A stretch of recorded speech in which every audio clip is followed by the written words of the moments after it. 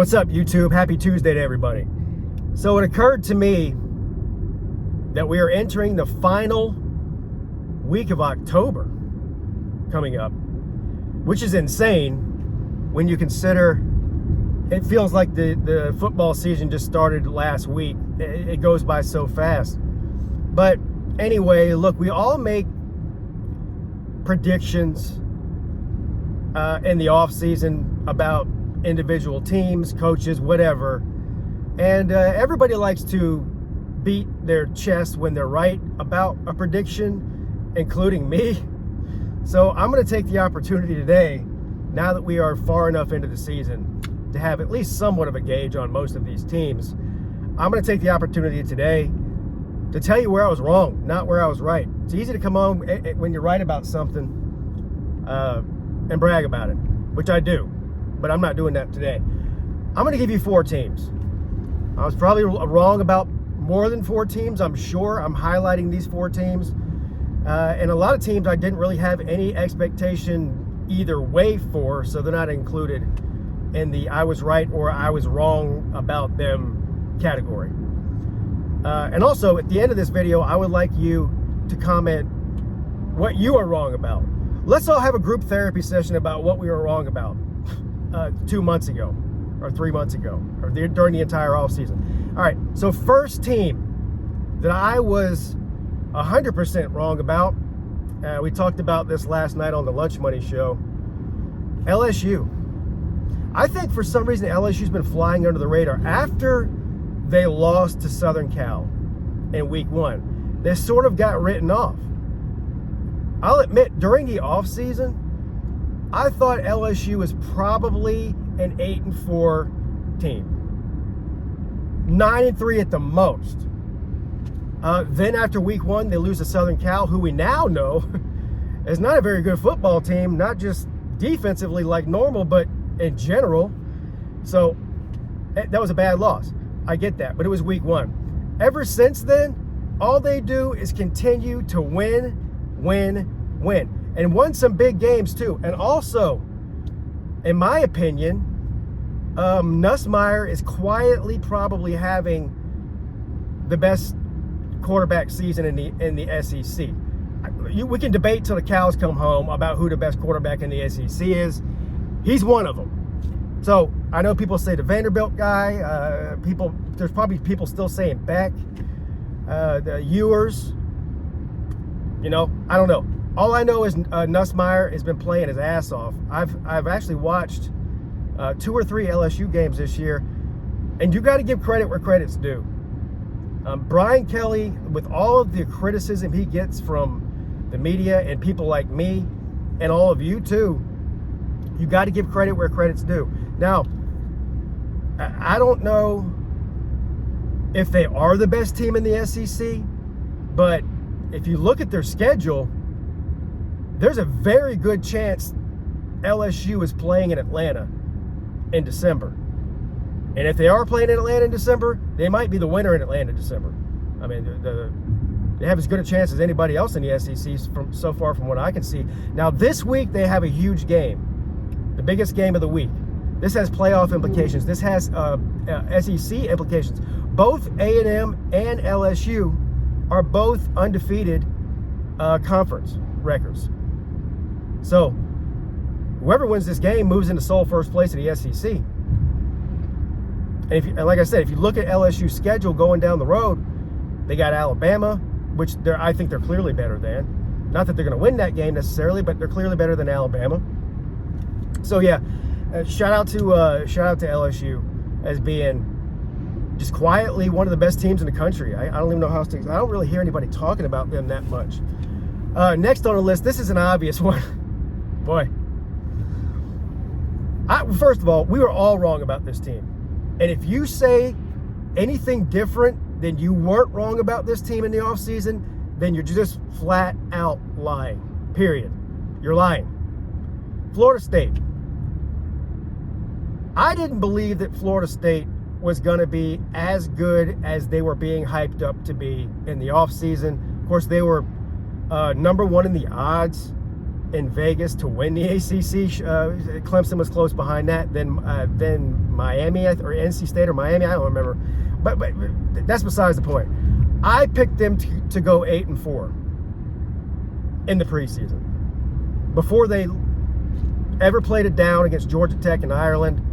I picked Florida State to go 8-4. I just could not understand why they were getting so much hype, having lost a generational quarterback in Jordan Travis, who might have been the best quarterback in the country last year, for real. Then he got hurt. They lost a generational wide receiver in Keon Coleman, a bunch of other weapons on offense. And I'm like, look, I understand. You look at that Florida State team, whether it's the recruiting or the transfer portal, they've got NFL guys all over that field. So I'm like, I think they're going to take a step back. I don't think they'll win the ACC. 8-4, 9-3 if they really exceed expectations. They got DJ coming in. Of course, the Florida State fans didn't want to hear that. I'm just a hater. I'm just a Clemson fan. So, of course, I would say that about them. But not only was I wrong, I was way wrong. Nobody could see this coming. This is the biggest riches to rags horror story maybe in my lifetime in one season for a team. They went from a top 4, in my opinion, last year, Florida State was a top 4 team in the country. Even if you don't think they should have made the playoffs, you've got to agree they were definitely a top 6 or 7 team in anybody's metric. The entire year last year. They went from that to the opposite end of the spectrum in one off season to one of the worst 2 or 3 teams in all of the FBS. Period. I was wrong about them, and so were you. I mean, I can't believe what's going on in Tallahassee. I still can't. We're almost going into, we're close to November here. I still can't believe how bad Florida State is. That's not going to change either. Third team on the list that I was wrong about. Got to give credit where credit's due. Colorado. I thought they were going to be a borderline bowl team. I'd have to probably go back and watch. I know I did a prediction on them on one of my live streams. I don't know. I had them somewhere around 5-7 and 6-6, really. I mean, like I said, a borderline bowl team is what I had them at.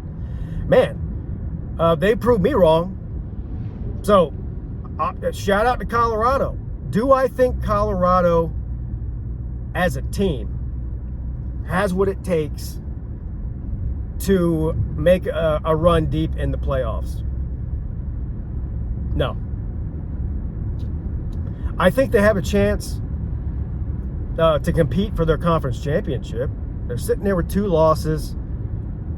How they lost to Nebraska, I'll never understand. Anyway, this is besides the point. You got to give credit to Deion and his team. Shedeur Sanders, Travis Hunter, 2 of the best players, not even just at their own positions, but 2 of the best players in the country. And the draft will reflect that whenever they get drafted. Both those guys will be highly drafted at their positions.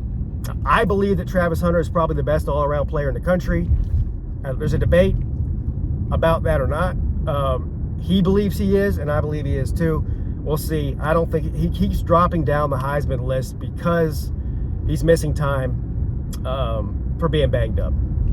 So if you don't play as much as the other Heisman candidates, you're not gonna make it to New York. Well, he'll probably still get invited to New York. Anyway, I was wrong about Colorado. Now, my opinion about Colorado as far as leading into next year and the future, if Deion sticks around there, hasn't changed. Going back to Florida State, we saw an amazing team put together for one season, and then it fell off the map. I'm not saying Colorado's going to do that, but I also believe that losing Travis Hunter and Shedeur Sanders, those aren't guys you just plug and replace. They're just not.